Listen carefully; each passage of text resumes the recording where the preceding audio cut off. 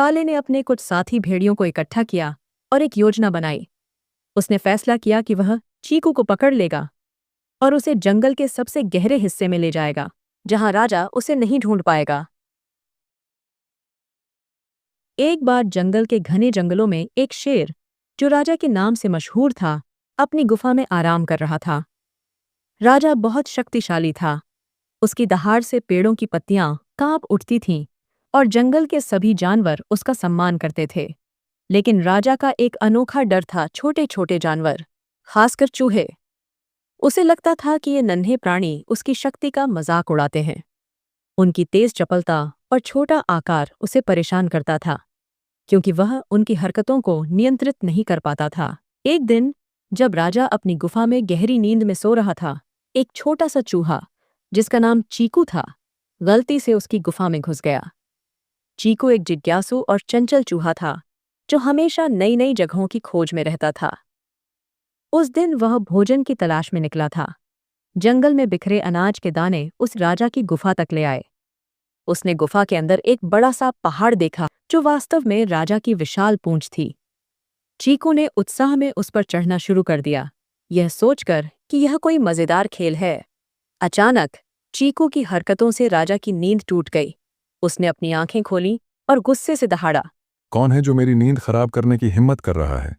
उसकी गर्जना से गुफा की दीवारें हिल गईं। मुझे माफ कर दो महाराज, मैं तो बस एक छोटा सा चूहा हूं। मैंने गलती से आपकी गुफा में प्रवेश कर लिया। राजा ने गुस्से में चीकू को अपने विशाल पंजे में दबोच लिया। चीकू का छोटा सा शरीर राजा के पंजे में एक छोटे से खिलौने की तरह लग रहा था। राजा ने गर्जना की। तुझे मेरे सामने आने की हिम्मत कैसे हुई, नन्हे कीड़े? चीकू ने डरते डरते कहा। महाराज, मैंने जानबूझकर नहीं किया। मैं तो बस भोजन की तलाश में था। कृपया मुझे छोड़ दें। मैं आपका कोई नुकसान नहीं करूंगा। शायद एक दिन मैं आपकी मदद कर सकूं। राजा ने चीकू की मासूम आवाज और उसका कांपता चेहरा देखा। उसका गुस्सा धीरे धीरे शांत हुआ। उसे चीकू की बातों में कुछ सच्चाई नजर आई। उसने हंसते हुए कहा, तू और मेरी मदद? हाँ, यह मजाक अच्छा था। ठीक है, मैं तुझे छोड़ देता हूं, लेकिन अगली बार मेरी गुफा के आसपास भी मत दिखना। चीकू ने राहत की सांस ली और तेजी से गुफा से भाग गया, अपने छोटे से बिल में छिप गया। कुछ दिन बाद जंगल में एक खतरनाक घटना घटी। कुछ शिकारियों ने जंगल में जाल बिछाए थे, ताकि वे राजा को पकड़ सकें। राजा की शक्ति और उसकी सुनहरी खाल की कहानियां दूर दूर तक फैल चुकी थीं। शिकारी उसे पकड़कर धन कमाना चाहते थे। एक सुबह जब राजा अपने जंगल में टहल रहा था, वह जाने में एक बड़े और मजबूत जाल में फंस गया। जाल की रस्सियां इतनी मजबूत थीं कि राजा की सारी शक्ति भी उसे तोड़ नहीं पाई। वह जितना जोर लगाता, जाल उतना ही कसता जाता।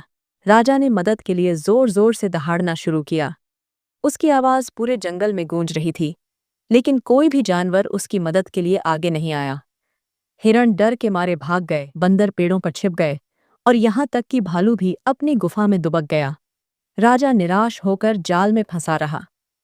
उसका गुस्सा धीरे धीरे डर में बदलने लगा। उसे लगा कि शायद आज उसका अंत निकट है। उसी समय चीकू अपने बिल के पास अनाज इकट्ठा कर रहा था। उसने राजा की दहाड़ सुनी और उत्सुकतावश उस दिशा में दौड़ा। जब उसने देखा कि राजा जाल में फंसा है, तो उसका छोटा सा दिल दया से भर गया। उसने सोचा, राजा ने मुझे छोड़ दिया था, अब मेरी बारी है कि मैं उनकी मदद करूं। चीकू तेजी से जाल के पास पहुंचा। उसने देखा कि जाल की रस्सियां मोटी और मजबूत थीं, लेकिन वह जानता था कि उसके तेज दांत और छोटा आकार उसका सबसे बड़ा हथियार है। उसने राजा से कहा, महाराज, डरिए मत, मैं आपको आजाद करूंगा। राजा ने चीकू को देखकर हंसते हुए कहा, एक छोटा सा चूहा मुझे कैसे बचा सकता है? यह जाल तो मेरी शक्ति भी नहीं तोड़ पा रही। चीकू ने बिना जवाब दिए जाल की रस्सियों पर अपने तेज दांतों से काम शुरू कर दिया। वह रस्सी को काटने लगा और उसकी मेहनत रंग लाई। धीरे धीरे जाल ढीला होने लगा। राजा को आश्चर्य हुआ कि इतना छोटा प्राणी इतना बड़ा काम कर रहा है। कुछ ही देर में चीकू ने जाल को पूरी तरह काट दिया और राजा आजाद हो गया। राजा ने चीकू को गौर से देखा और गंभीर स्वर में कहा, चीकू, तुमने आज मेरी जान बचाई। मैंने तुम्हें छोटा समझकर तुच्छ माना था, लेकिन तुमने साबित कर दिया कि साहस और दिल का आकार मायने रखता है, न कि शरीर का। चीकू ने शर्माते हुए कहा, महाराज, आपने मुझे छोड़ा था, इसीलिए मैंने भी आपकी मदद की। ये तो दोस्ती का फर्ज था। उस दिन से राजा और चीकू की दोस्ती की कहानी पूरे जंगल में फैल गई। राजा ने चीकू को अपनी गुफा के पास रहने की इजाजत दी। चीकू ने एक छोटा सा बिल गुफा के पास बनाया और वहां रहने लगा। दोनों एक दूसरे की मदद करने लगे। चीकू राजा के लिए छोटे छोटे काम करता, जैसे गुफा में बिखरे अनाज को इकट्ठा करना, और राजा चीकू को जंगल के खतरों से बचाता। लेकिन जंगल में हर कोई इस दोस्ती से खुश नहीं था। एक भेड़िया, जिसका नाम काला था, राजा से जलता था। काला हमेशा सोचता था कि वह जंगल का असली राजा होना चाहिए। उसे राजा की शक्ति और सम्मान से ईर्ष्या होती थी। जब उसने सुना कि राजा एक छोटे से चूहे के साथ दोस्ती कर रहा है, तो वह और भी गुस्सा हो गया। उसने सोचा, यह मेरे लिए मौका है। अगर मैं चीकू को नुकसान पहुंचाऊं तो राजा कमजोर पड़ जाएगा। काले ने अपने कुछ साथी भेड़ियों को इकट्ठा किया और एक योजना बनाई। उसने फैसला किया कि वह चीकू को पकड़ लेगा और उसे जंगल के सबसे गहरे हिस्से में ले जाएगा, जहां राजा उसे नहीं ढूंढ पाएगा।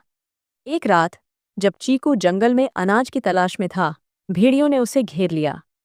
चीकू डर गया, लेकिन उसने हिम्मत नहीं हारी। उसने तेजी से भागने की कोशिश की, लेकिन भेड़ियों ने उसे एक पेड़ के पास घेर लिया। चीकू ने जोर से चिल्लाया, महाराज, बचाओ। उसकी आवाज जंगल में गूंजी। संयोग से राजा उस रात जंगल में टहल रहा था। उसने चीकू की पुकार सुनी और तेजी से उस दिशा में दौड़ा। जब उसने देखा कि काला और उसके साथी चीकू को घेरे हुए हैं, तो उसका गुस्सा 7वें आसमान पर पहुंच गया। उसने एक जोरदार दहाड़ मारी और भेड़िए डर के मारे भाग खड़े हुए। काला भी अपनी पूंछ दबाकर भाग गया। राजा ने चीकू को अपने पंजों में उठाया और उसे सुरक्षित अपनी गुफा में ले गया। चीकू ने कांपते हुए कहा, महाराज, अगर आप न आते तो मैं आज नहीं बचता। राजा ने गंभीर स्वर में कहा, चीकू, तुम मेरे दोस्त हो। कोई भी तुम्हें नुकसान नहीं पहुंचा सकता जब तक मैं हूं। लेकिन हमें सावधान रहना होगा। काला और उसके साथी फिर से कोई साजिश रच सकते हैं। इस घटना के बाद राजा ने फैसला किया कि वह जंगल के सभी जानवरों को इस दोस्ती का महत्व समझाएगा। उसने एक बड़ी सभा बुलाई। जंगल के सभी जानवर, हिरण, बंदर, खरगोश, भालू और यहाँ तक कि पक्षी भी सभा में शामिल हुए। राजा ने सबके सामने चीकू की बहादुरी की तारीफ की और कहा, ये छोटा सा चूहा मेरे लिए किसी शक्तिशाली योद्धा से कम नहीं है। उसने मुझे सिखाया कि असली ताकत शरीर में नहीं, बल्कि दिल में होती है। चीकू ने भी कहा, मैंने सीखा कि दोस्ती में कोई बड़ा या छोटा नहीं होता। हम सब एक दूसरे की मदद कर सकते हैं।